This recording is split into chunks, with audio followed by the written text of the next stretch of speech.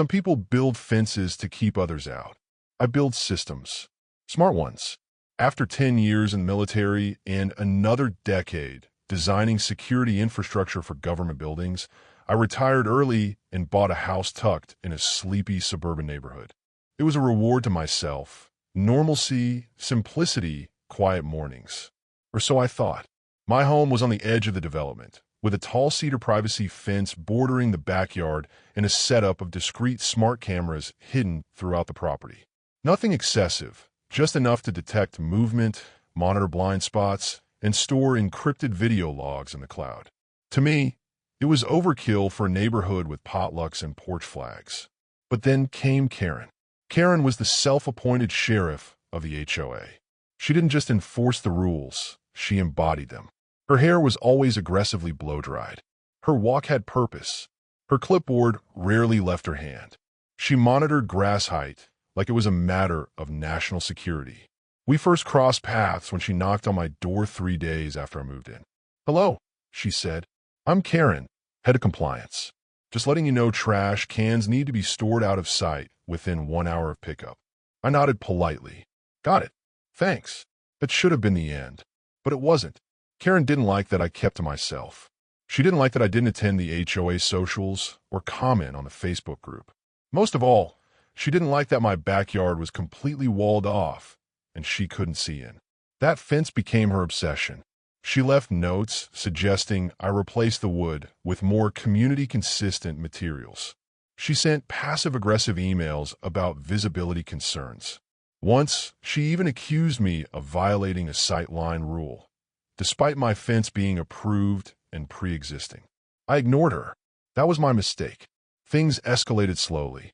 At first, it was noise complaints, fabricated reports that my tools were too loud or that my dog barked at unusual hours. Then it was property line disputes. She claimed my lawn extended too far into the community-maintained berm. I filed every complaint she sent into a folder labeled Karen Nonsense and let it gather digital dust. Then came a ladder.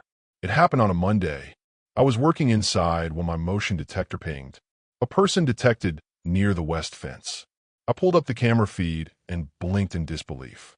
Karen, wearing a bright pink blouse, 1 foot already on the second rung of a collapsible ladder she had dragged across the street and leaned against my fence. In one hand, a notepad. In the other, a small camera. She was trying to peek into my yard. It would have been hilarious if it weren't so deranged. I watched as she tried to balance herself on the narrow rungs, adjusting her angle, stretching higher. Then her foot slipped. The ladder wobbled. Her arms flailed. The camera went flying. She tumbled over backward in a flurry of floral fabric, shrieking. The camera caught the entire fall. The ladder clanged onto the pavement. Karen landed flat in my flower bed. I stepped outside calmly. "Everything okay?" I asked, phone already recording. She groaned, sat up, and immediately started shouting. "You assaulted me. You pushed the ladder." I gestured at the camera mounted above the gate. It's been recording the whole time. Want me to show you?" Her face turned pale. That afternoon, I filed a police report. Not for the trespassing, though I had every right, but for false accusation. The video made everything easy. The officers arrived, reviewed the footage, and shook their heads in disbelief. Karen was issued a citation for trespassing and making a false report. I thought that would be the end. But Karen doesn't go quietly. 2 days later, I received a letter from the HOA claiming I had installed unauthorized surveillance infrastructure that endangered community privacy. Apparently, my system violated a clause about externally visible electronic devices.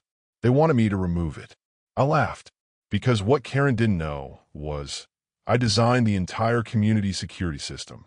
Before retiring, I consulted on the subdivision's foundational plans.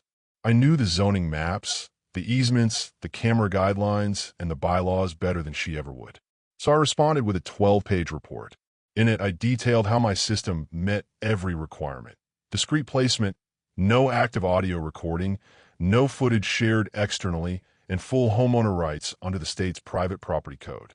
I CC'd the HOA legal advisor, the police department, and the neighborhood's developer. And I attached the video. That's when the tide turned. Turns out, Karen had been harassing other neighbors too, measuring lawns with rulers, peeking through windows, and once knocking on someone's door at 6 a.m. to complain about a hummingbird feeder. When word got out that she'd fallen off a ladder while spying and then lied about being pushed, the community revolted. An emergency meeting was held. Karen tried to defend herself, of course. "I was conducting a visual inspection," she said. "It was for the safety of the neighborhood." But no one was buying it. A week later, she was voted out of the HOA board, unanimously. Her clipboard was replaced by a stern letter from the HOA president. "You are no longer authorized to act in any enforcement capacity. Further action may result in legal review." I haven't seen her since. Sometimes I walk past the spot where the ladder fell and notice the small dent in the flower bed.